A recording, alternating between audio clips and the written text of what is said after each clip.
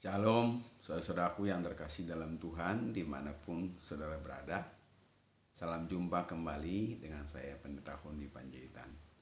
Pada saat ini kita akan merenungkan kebenaran firman Tuhan yang diambil dari Filipi pasal 2 ayat 1 dan 2. Demikian bunyi firman Tuhan.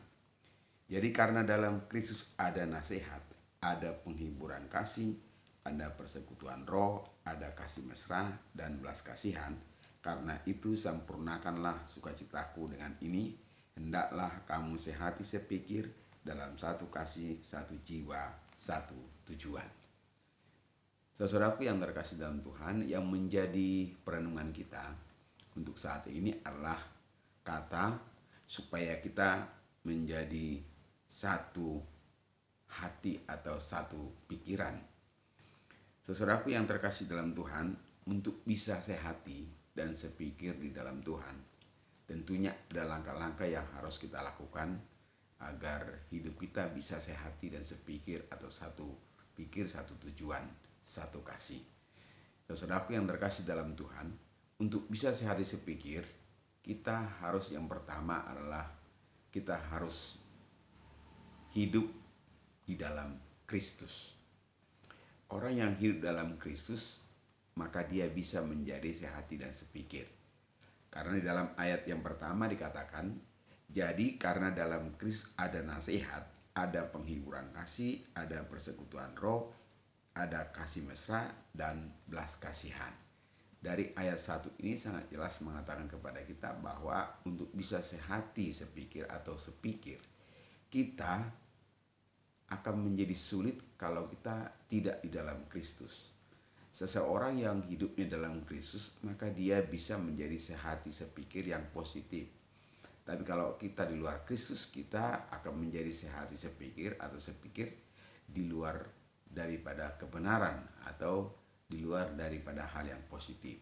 Karena itu, saudaraku yang terkasih dalam Tuhan, bahwa langkah pertama untuk bisa kita sehati sepikir, kita harus ada di dalam Kristus.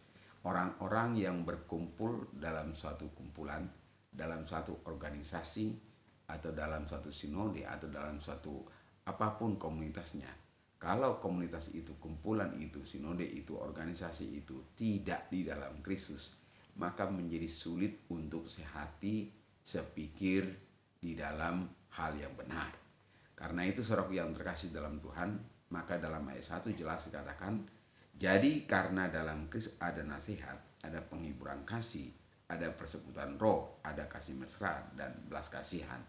Karena di dalam Kristuslah kita akan memiliki yang namanya satu kasih, satu jiwa, satu tujuan.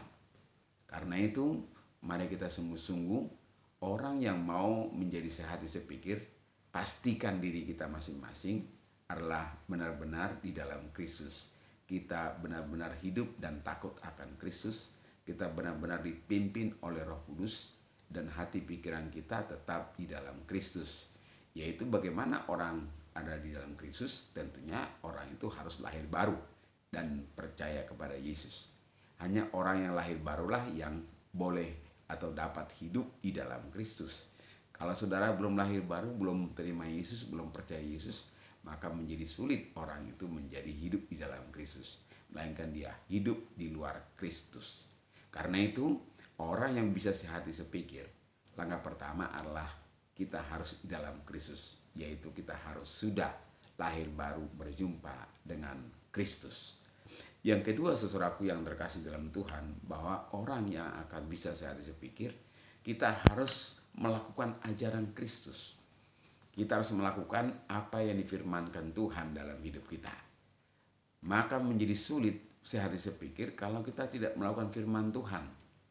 Orang yang bisa sehati sepikir yang positif, yang memuliakan Tuhan, dan yang menjadi berkat bagi sesama, kalau kita adalah benar-benar menjalankan perintah Tuhan, menjalankan firman Tuhan.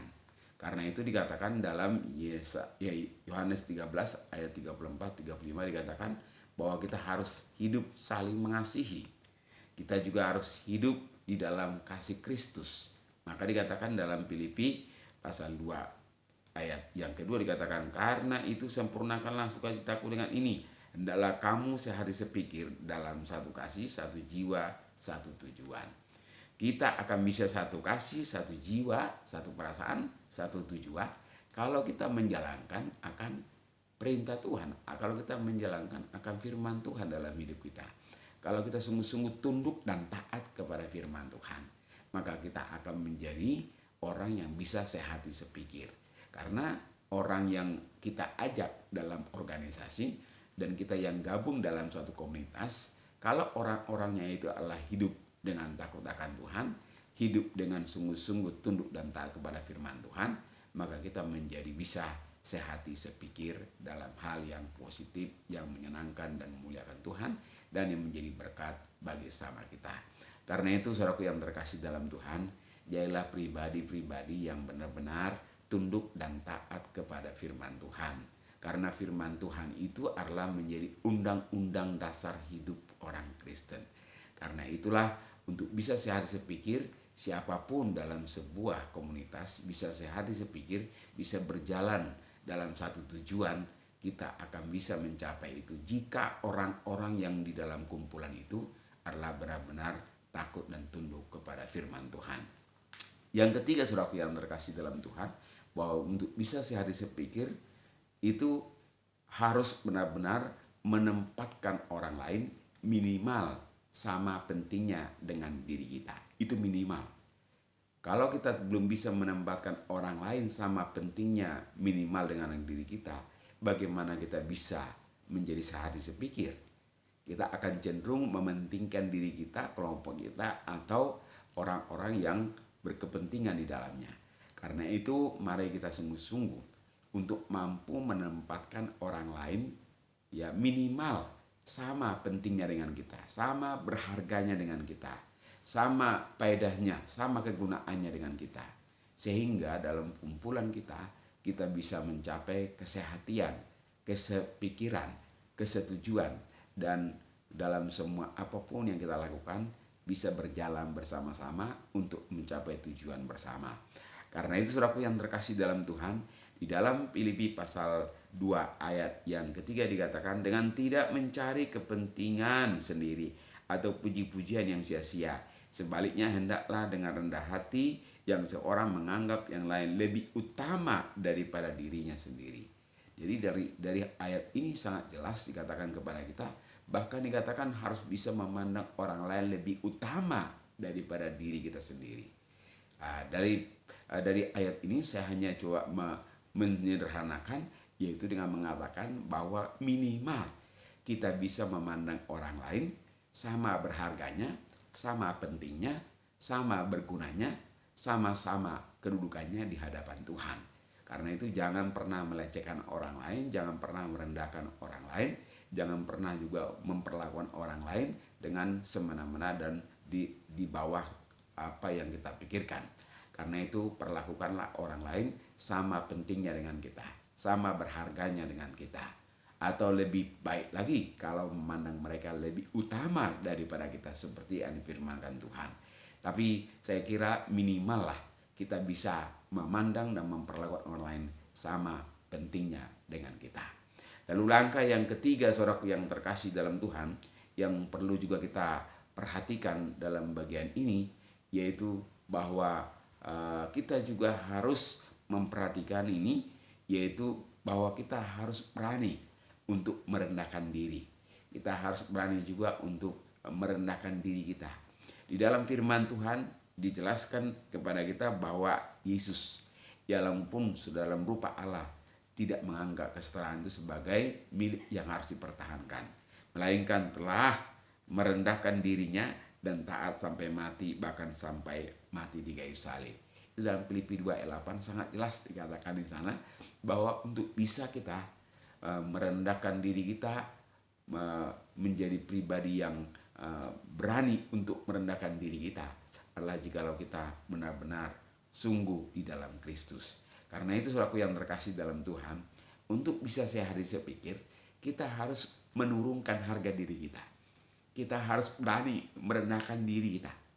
Kalau kita selalu menganggap diri kita lebih penting daripada orang lain, maka menjadi sulit kita bisa sehati sepikir dengan orang lain. Karena itu mari kita sungguh-sungguh memahami bahwa untuk bisa sehati sepikir, kita harus merendahkan diri kita. Bahkan juga dikatakan merendahkan hati.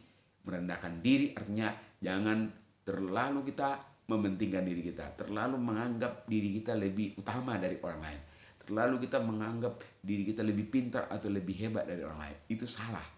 Kita harus memperlakukan orang lain itu sama pentingnya dengan kita, seperti saya jelaskan di atas tadi. Dan kita juga harus berani untuk merendahkan diri kita jika memang itu dibutuhkan untuk bisa menyesuaikan diri kita dengan orang lain, sehingga ada titik temu jikalau ada sesuatu yang memang tidak bisa diselesaikan. Untuk bisa menyelesaikan sesuatu, kita ada kalanya harus berani merendahkan diri kita.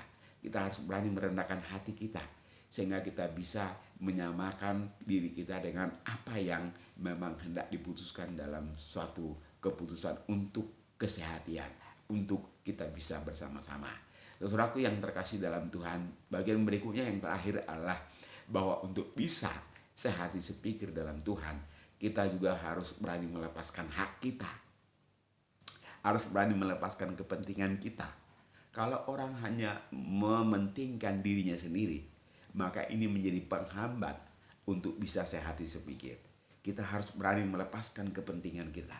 Kita harus berani melepaskan segala hal yang menyangkut diri kita untuk kepentingan diri. Kita harus melepaskan itu supaya kita bisa bersama-sama dengan orang lain. Hanya melepaskan kepentingan kita untuk bisa kita sehati sepikir. Kalau setiap orang mementingkan dirinya dalam suatu perkumpulan, organisasi, atau sinode, atau apapun namanya komunitasnya, itu tidak akan bisa tercapai yang namanya sehati sepikir. Satu tujuan, satu kasih. Karena itu mari kita sungguh-sungguh berani untuk melepaskan hak kita demi kepentingan bersama, demi kebersamaan kita dengan orang lain. Kiranya ayat ini memberkati kita semuanya supaya kita menjadi pribadi-pribadi yang bisa sehati sepikir demi kemuliaan Tuhan Yesus melalui hidup kita bersama. Di dalam nama Yesus kiranya firman ini memberkati saudara dan saya. Amin.